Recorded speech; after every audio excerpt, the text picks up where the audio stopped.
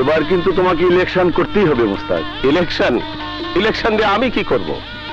ক্ষমতার লোভ আমার কোনোদিনই ছিল না, আজও নেই। কিন্তু তাই বলে ইলেকশন করবে না? দু একবার ক্ষমতা না গেলে লোকে তো তোমাকে ব্যর্থ নেতা বলে ডাকবে। লোকে আমাকে কি বলে ডাকলো তাতে আমার কিছু যায় আসে না চিস্তি। আমি মানুষের উপকার করতে চাই। আমি জীবনে অনেক মানুষ দেখেছি মোস্তাক, কিন্তু তোমার মতো মানুষ আর একটিও পাইনি। আসসালামু আলাইকুম স্যার। ওয়ালাইকুম আসসালাম। মনিকা। তোমার মেয়ে খুব মিষ্টি মেয়ে তো। স্যার ওর জন্য দোয়া করবেন। অবশ্যই। যাও যাও, ভেতরে যাও, ভেতরে। চলো মামুনি, চলো। আচ্ছা, আব্বাস এখনো আসছে না কেন? ঠিক আছে, আমি দেখছি। বসুন। বলুন বাবা, কবুল? না, এ বিয়ে আমি করবো না। নগদ টাকা না পেলে এ বিয়ে আমি করবোই না।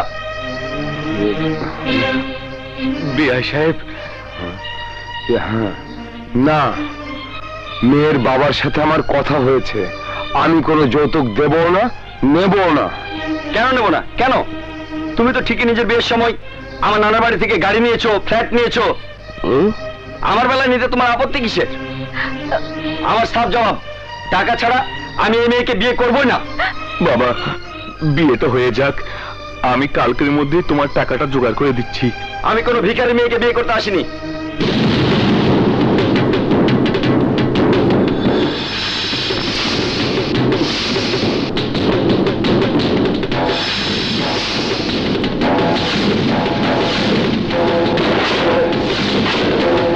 এই ছেলে, তোমার বাবা এভাবে বলার পরেও তুমি বিয়ে করবে না? না, করবো না।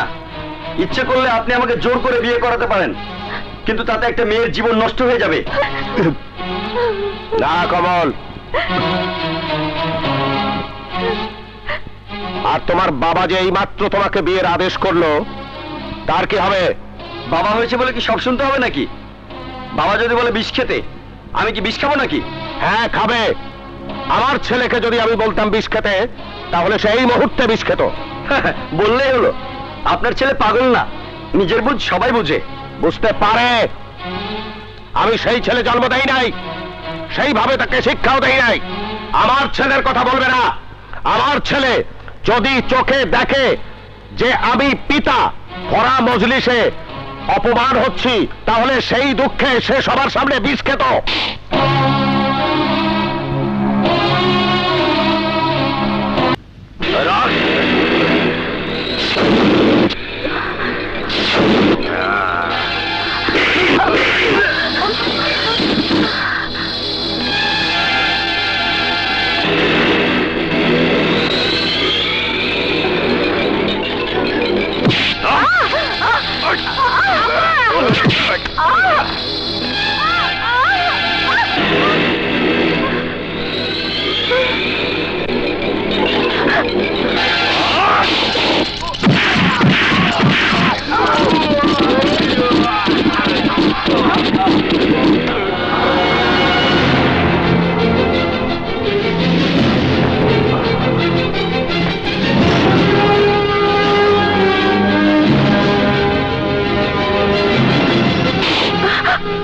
আনিস, সকাল থেকে এমন মেজাজ খুব তিতা রয়েছে।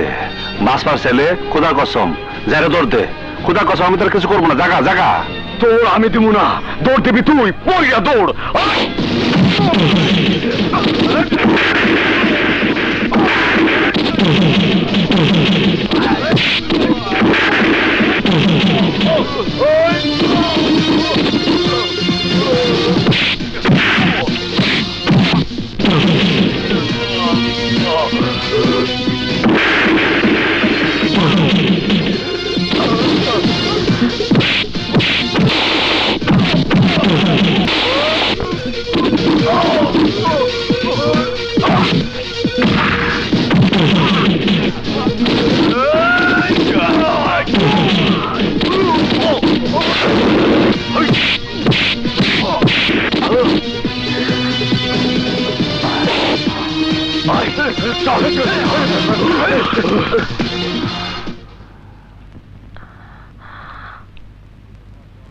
ইয়ে মানে ধন্যবাদ দেওয়ার প্রয়োজন নাই।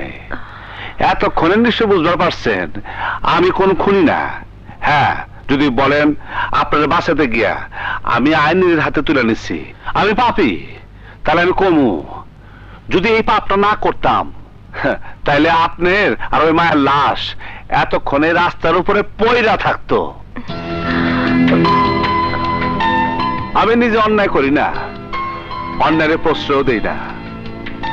আমি নিজের হাতে আইন তুলে নেই অন্যায়ের বিরুদ্ধে প্রতিবাদ করার জন্য, আইনের প্রতি অবজ্ঞা বা অমর্যাদা প্রদর্শন করার জন্য না। আমি আসি। আসসালামু আলাইকুম।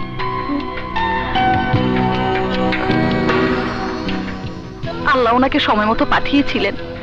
উনি মানুষ না, ফেরেশতা। প্রয়োজন হলে আপনি বাসায় পাবেন। হ্যাঁ বললাম তো, আমার কাজ আছে। কানে কখন শুনেন নাকি?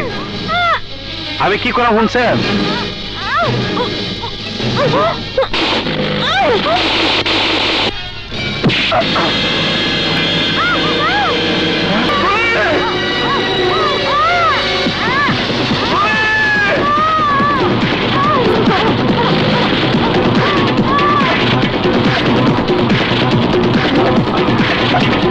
থামো।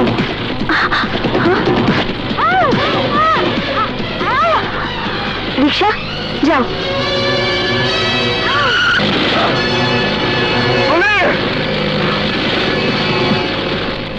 আয় আয়, আজ তো বোঝা বুঝাইতে আছে। এদিকে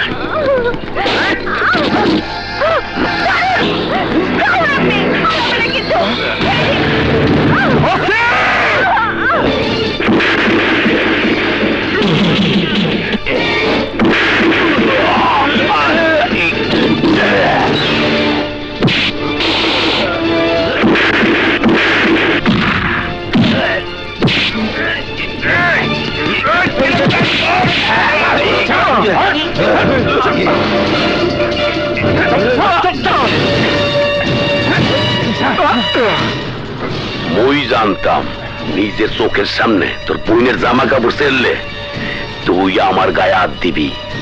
কর্তব্যরত অবস্থায় পুলিশের ওসির গায়ে হাত দিলে কি হয় তা তো কোনো সময় টের পাও নাই। এইবার পাবা রমেশের বাপকে খুন করার সাজা। এইবার পাবা। খবরদার আমার চাইতে দে, নয়তো তোর পরিণতির জন্য তোরাই দায়ী থাকবে।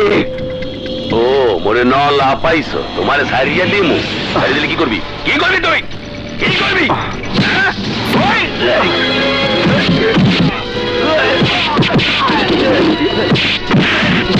মুন্না থাম কইতাছি, নইলে তোর পুইনের কিন্তু একেবারে ওই ওরে বাইন্দা বলাম।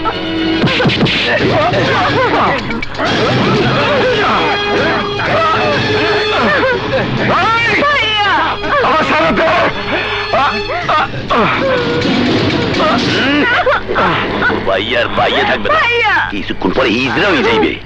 বাইসে থাকবে কিন্তু শরীরে তেজ থাকবে না। আর এই সুযোগে ওই তোমার তেজটা কমাইয়া দেই। আসো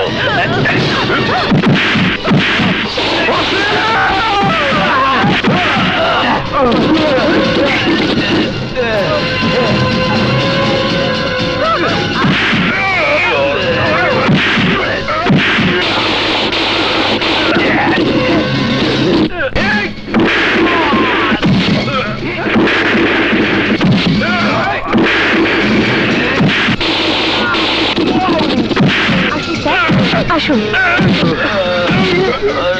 এসব কি হচ্ছে এখানে?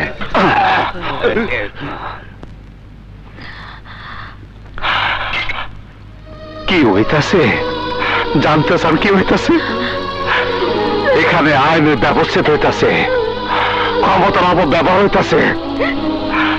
ঘরের মা বোনদের ইজ্জত হানাদার বাহিনীর মতো পুলিশের সদস্য দ্বারাই আজ বেইজ্জত হইতাছে। মানে আমার বোনকে তুলে না থানার মধ্যে তারে ধর্ষণ করবা চাইতেছে এই ওসি।